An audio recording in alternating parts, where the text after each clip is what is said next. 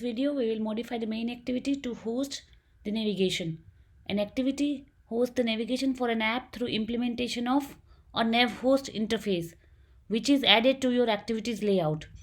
The navhost is an empty container where destinations are swapped in and out as user navigates through your app. Navigation architecture components default navhost implementation is navhost fragment.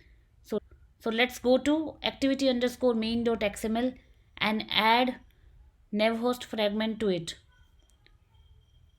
Let's switch to design mode. Delete this text view.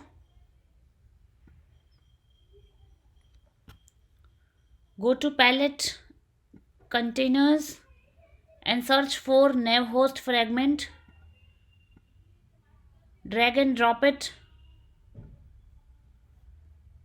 It will ask for selecting the navigation graph.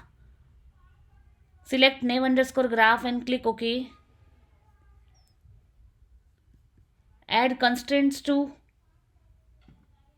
navhost fragment. Set the margin as 0 dp.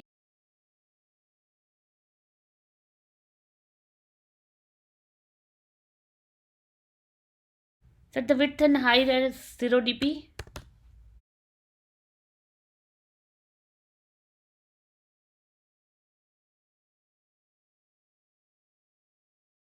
ID as nav host fragment.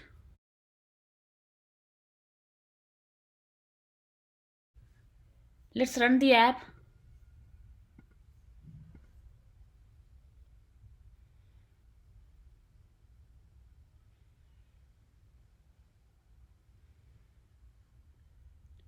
We see that main fragment, which is the start destination of the navigation graph, is loaded, but nothing happens when we click on the detail button. For this action to occur, we have to connect the two destinations that we'll see in the next video.